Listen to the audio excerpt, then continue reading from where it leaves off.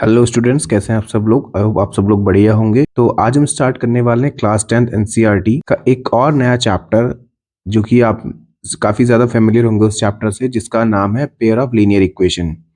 And इससे related थोड़ा बहुत आप लोगों ने क्लास 9th की जो एनसीईआरटी मैथ्स है उसमें पढ़ा होगा। एंड देन उससे पहले आप लोगों ने क्लास 8th में लीनियर इक्वेशन के बारे में समझा होगा।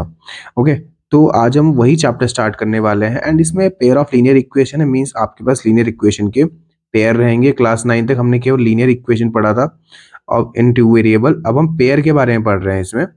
एंड काफ़ी इंपॉर्टेंट चैप्टर है। यहाँ से इस चैप्टर से ऑलमोस्ट ऑलमोस्ट आपका 5 to 6 मार्क्स का डेफिनेटली आएगा एग्जाम में।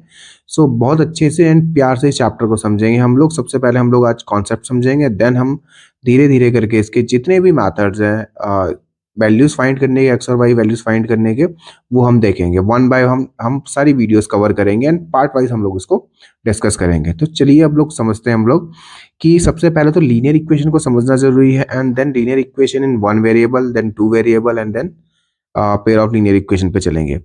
ठीक है, तो लीनियर इक्वेशन की अगर हम बात करें यहाँ पे बेटा, तो लीनियर इक्वेशन आपका होगा क्या, ये आपके पास है लीनियर इक्वेशन। तो लीनियर इक्वेशन में क्या रहेगी कंडीशन आपका, लीनियर इक्वेशन कब होगा। लीनियर इक्वेशन में बेसिकली आपके पास क्या रहेगा कि जो वेरिएबल की पावर होगी, ठीक है, जो वेरिएबल की पावर होगी वो 1 होती है। जैसे हम लोगों ने पॉलिनोमियल में पढ़ा था कि लीनियर इक्वेशन, लीनियर पॉलिनोमियल पढ़ा था, वहाँ पे वेरिएबल की पावर 1 थी। तो सेम एज यहाँ पे भी लीनियर इक्वेशन में भी क्या होगा कि जो वेरिएबल की पावर होगी वो 1 हो जाएगी। सपोज करो आपके पास है m+5 is equal to, equation है तो हम इक्वेट करेंगे 0 के, तो यहाँ पर m+5 इज इक्वल टू 0 हो गया। तो m इज इक्वल टू आपके पास हो गया -5। तो ये है आपके पास एक लीनियर इक्वेशन है। ठीक है, नाउ अब हम देख लेते हैं linear equation of two variable के बारे में समझ लेते हैं हम लोग। Linear equation of two variable के बारे में हम लोग समझेंगे यहाँ पर कि linear equation of two variable है क्या। अब देखो, जैसे आप लोगों ने पढ़ा होगा, क्लास 9th में भी पढ़ा होगा linear equation of two variable के बारे में। एक्स और वाई हमारे पास कोई दो वेरिएबल रहते हैं, ठीक है, एंड जो किसके इक्वेट रहता है, किसी भी एक नंबर के इक्वल रहेगा। सपोज कीजिए 4 के इक्वल है। अगर मैं इसकी जनरल फॉर्म की बात करूं, जनरल फॉर्म आपके पास हो जाएगी इसकी ax plus B Y plus C is equal to 0। ठीक है, जहां पे ए बी सी आपके क्या होंगे, रियल नंबर होंगे। Where A comma B comma C are real number, ये आपके रियल नंबर रहेंगे।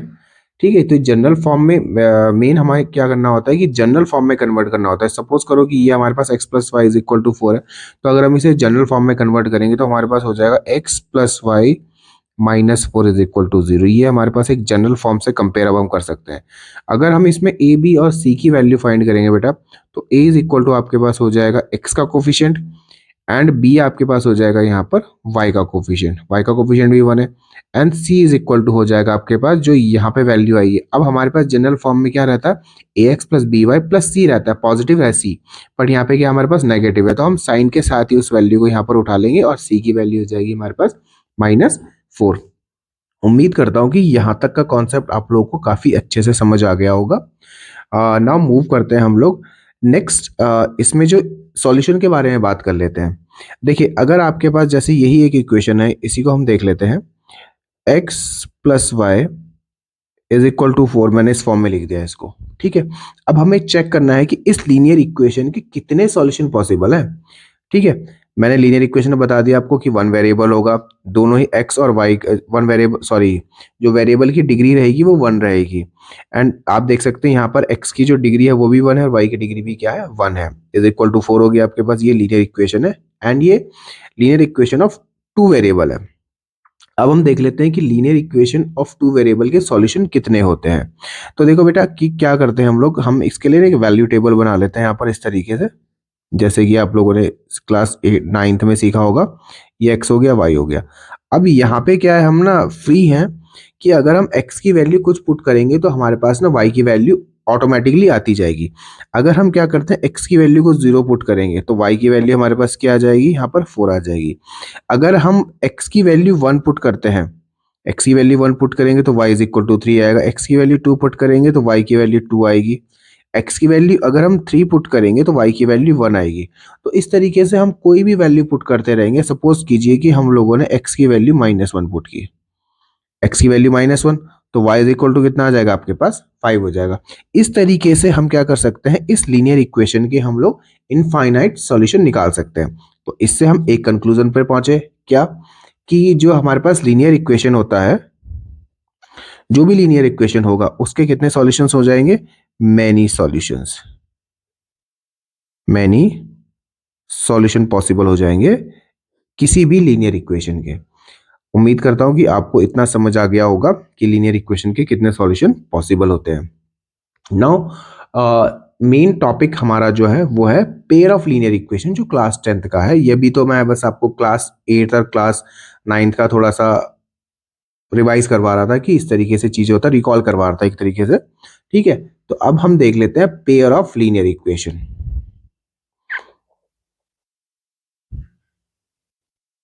ओके, तो हमारे पास जो चैप्टर का नेम है pair of linear equation of two variable है। अब यहाँ पे हम लीनियर इक्वेशन पढ़ेंगे बट उनके पेयर के बारे में पढ़ेंगे एंड दो वेरिएबल होंगे। तो जनरल फॉर्म मैंने यहाँ पर लिखी है। जनरल फॉर्म जो होती है पेयर ऑफ लीनियर इक्वेशन की वो हो जाएगी a1x plus b1y plus c1 is equal to 0 and a2x plus b2y plus C2 is equal to 0। तो ये जनरल फॉर्म हो जाएगी किसी भी linear pair of linear equation की। आपको जो भी कंपैरिजन करना है वो इसी के साथ करना पड़ेगा। ओके, क्योंकि मैंने लीनियर इक्वेशन के बारे में आपको ऑलरेडी समझा दिया, बस यहाँ पे एक पेयर आ गया कि ये एक लीनियर इक्वेशन हो गया, इसको लीनियर इक्वेशन 1 कंसीडर करेंगे, इसको लीनियर इक्वेशन सेकंड कंसीडर करेंगे हम लोग। ओके, तो अब हम देखेंगे यहाँ पर कंडीशन ऑफ सॉल्वेबिलिटी फॉर कंसिस्टेंसी, कि आपको बताना है कि पेयर ऑफ लीनियर इक्वेशन कब आपके क्या होंगे, कंसिस्टेंट होंगे एंड कब आपके इनकंसिस्टेंट होंगे। तो जैसा कि मैंने आपको बताया कि ये जनरल फॉर्म है किसी भी पेयर ऑफ लीनियर इक्वेशन की।